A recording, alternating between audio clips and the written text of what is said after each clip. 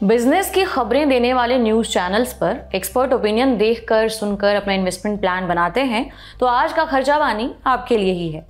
Media reports के मुताबिक जाने माने टीवी पर आने वाले गेस्ट एक्सपर्ट हैं संजीव भसीन।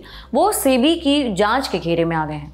भसीन पर पंप एंड डंप फ्रॉड का आरोप लगा है।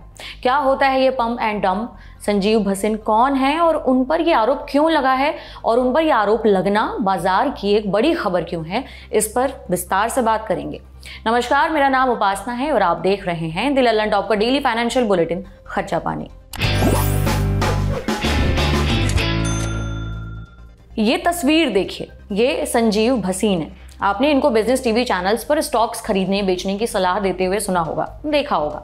उन पर स्टॉक प्राइसेस के साथ छेड़छाड़ करने का आरोप लगा है।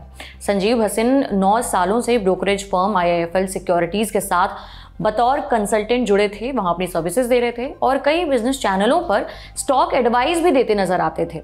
मगर बीते कुछ दिनों से टीवी पर उनका अपीयरेंस कम हो गया है। तुक्का लगाया जा रहा है कि इसकी वजह सेबी की जांच है। उधर संजीव भसीन पर जांच की खबर के बाद IIFL सिक्योरिटीज के शेयर होल्डर्स में हल्ला मच गया।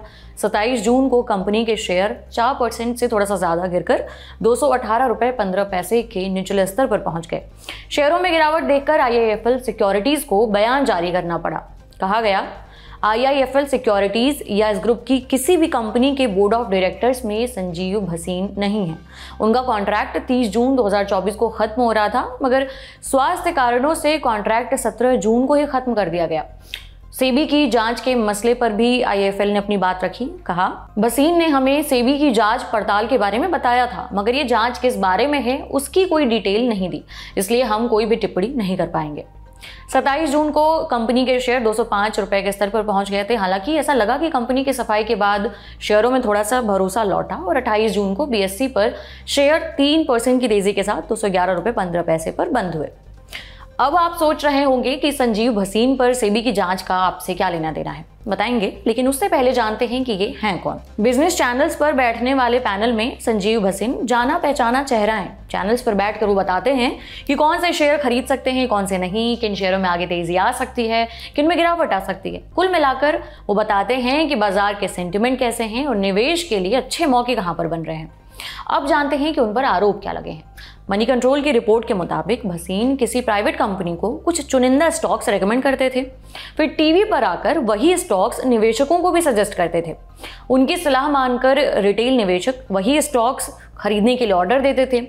जब एक साथ इतने निवेशकों की तरफ से किसी शेयर के लिए डिमांड आए तो उसके दाम बढ़ने तय हैं। जैसे ही प्राइस बढ़ते, कंपनी जिसे उन्होंने पहले ही वो स्टॉक रेकमेंड कर दिए थे, वो अपना प्रॉफिट बनाकर स्टॉक बेचकर निकल जाती। अब शेयर बाजार की भाषा में इस तरह की प्रैक्टिस को पंप एंड डंप फ्रॉड कहते हैं। सेबी ये ढूंढने की कोशिश कर रही है कि भसीन का उस कंपनी से कोई कनेक्शन था या नहीं। मीडिया रिपोर्ट्स की माने तो सेबी संजीव के डिजिटल डिवाइसेस को छान चुकी है और सभी सबूत भी जुटा चुकी है। मनी कंट्रोल ने 2 सूत्रों के हवाले से बताया है कि सेबी ने भसीन के पिछले कुछ सालों के डिजिटल रिकॉर्ड्स खंगाले हैं, जिनमें कंपनी और सेबी के बीच कनेक्शन के तार मिले हैं। संजीव भसीन जैसे मार्केट एक्सपर्ट्स का इस तरह के आरोपों में घिरना रिटेल निवेशकों के पैसों की सेफ्टी सिक्योरिटी पर सवाल खड़े करता है। लोग तो टीवी पर आ रहे गेस्ट एक्सपर्ट को भरोसेमंद मानते हैं, उनकी सलाह मानकर पैसे लगा देते हैं, मगर बाद में इस तरह की फर्जीवाड़े वाली खबरें सामने आने के बाद पैनिक में आ जाते हैं कि अब वो उन पैसों का क्या करें, बेचें या निकलें या बने रहें, और आखिरकार नुकसान उठा बैठते हैं। इसलिए सेबी ने अपनी तरफ से निवेशकों को इस तरह के फर्जीवाड़ों से बचाने के लिए अलग अलग नियम बना रखे हैं। क्या कहता है नियम, ये भी जानते हैं।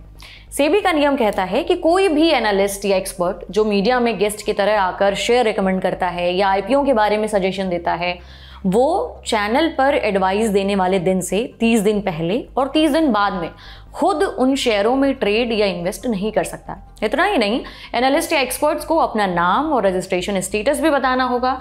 जिस कंपनी के बारे में चर्चा हो रही है, अगर उनमें एनालिस्ट का कोई पैसा लगा है तो उसके बारे में भी ऑडियंस को जानकारी देनी होगी।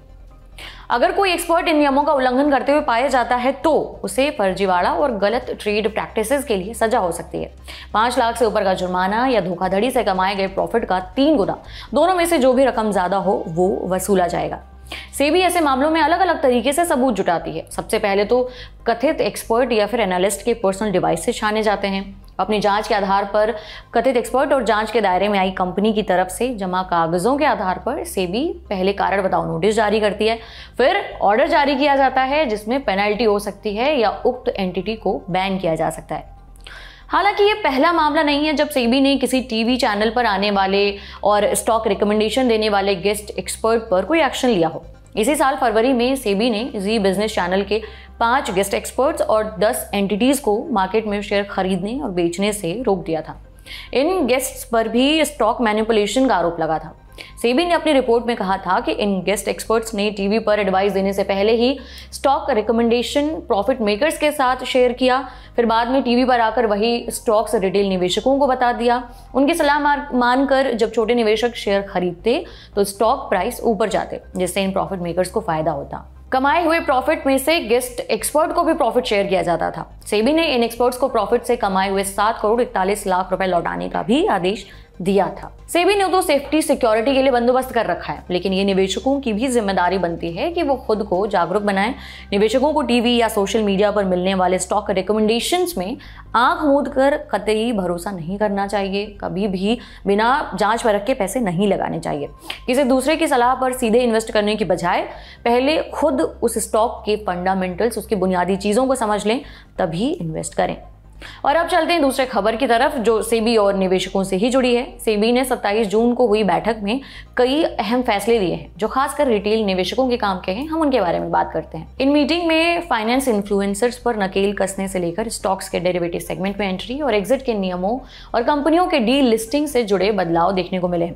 सेबी ने कहा है कि म्यूचुअल फंड ब्रोकर्स जैसे listed entities unregistered financial influencers के साथ काम नहीं कर सकती हैं।